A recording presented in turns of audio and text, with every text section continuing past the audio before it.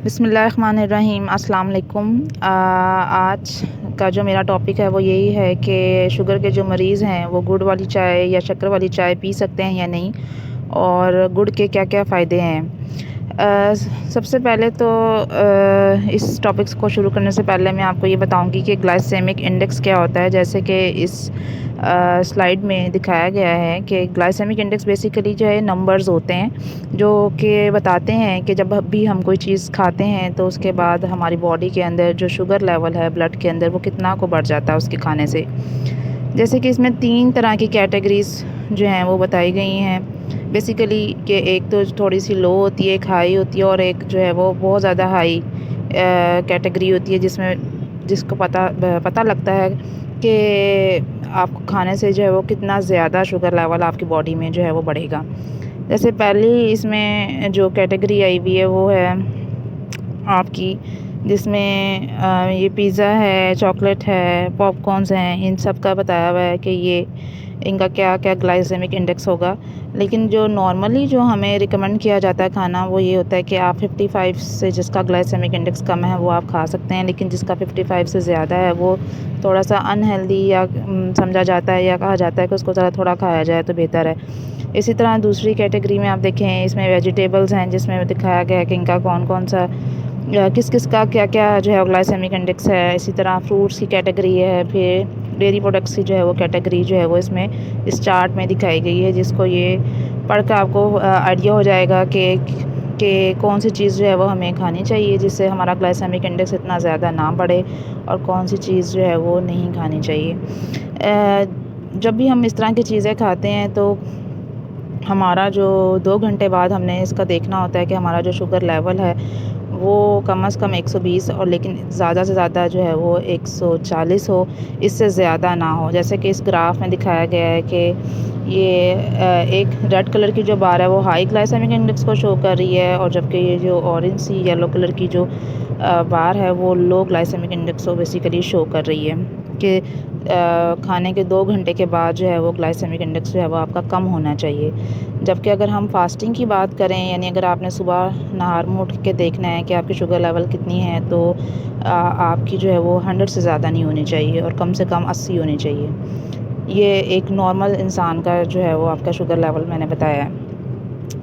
उसके बाद में अगर आप गुड़ की और शुगर का कंपेयर करूँ, तो अगर हम 100 ग्राम गुड़ ले लें और 100 ग्राम वाइट शुगर जो कि हम आमतौर पर यूज़ करते हैं, तो हम देखेंगे कि इसमें क्या-क्या न्यूट्रिएंट्स हैं। जैसे कि गुड़ के अंदर विटामिन ए आपको मिलेगा, कैल्शियम की एक वाफिर मिकदार मिलेगी, मैग्नीशियम मिलेगा, आयरन मिलेगा, पोटेशियम मिलेगा, कार्बोहाइड्रेट्स मिलेंगे।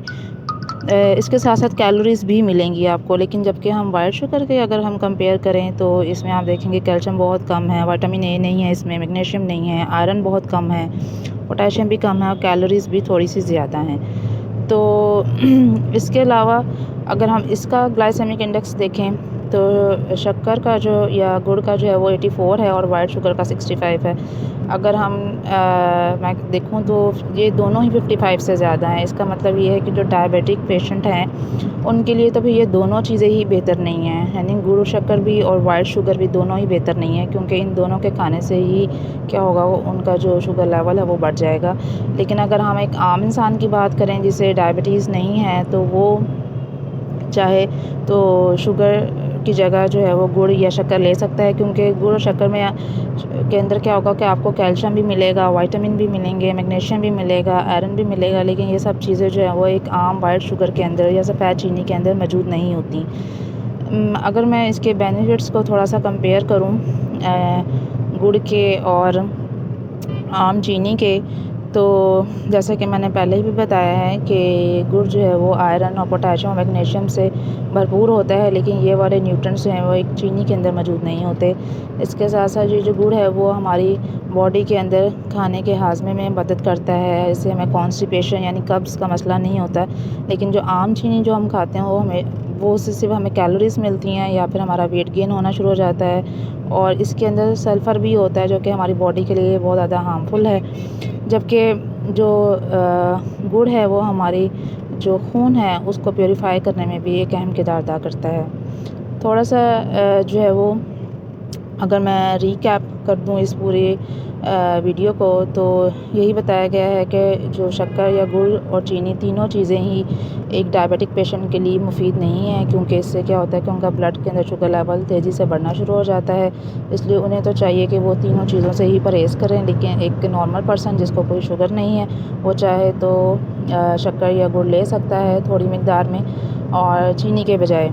चीनी से बहुत बेहतर है ये, क्योंकि इसके अंदर आयरन होता है, तो इससे बहुत सारे लोग जिनको खून की कमी होती है वो इसको ले सकते हैं। इससे वेट भी जो है वो कम होता है। इसके अलावा आपके ब्लड को, सर्कुलेशन को बेहतर करता है। आपकी बॉडी को जो है वो इससे हीट मिलती है। ख़ासतौर पर सर्दियों में आप गुड़ वाली चाय या शक्कर वाली चाय जो है वो अक्सर लोग पीना पसंद कर रहे होते हैं। आपकी इम्यूनिटी सिस्टम को ये बेहतर करता है, आपके हाजमे के निज़ाम को ये बेहतर करता है, आपके मेटाबॉलिज्म को ये बेहतर करता है। और इसके अलावा ये आयरन से भरपूर होता है। आपके नर्वस सिस्टम के लिए ये बहुत ज़्यादा बेहतर है, और आपकी बॉडी को डिटॉक्सिफ़ाई करता है, यानी बॉडी से जो भी फाजिल मादे होते हैं उनको बाहर निकालने में एक अहम किरदार अदा करता है। तो काइंडली आज की ये वीडियो अगर आपको अच्छी लगी है तो लाइक कर दें, शेयर कर दें, सब्सक्राइब कर दें और बेल आइकॉन के बटन को दबा दें। Thank you.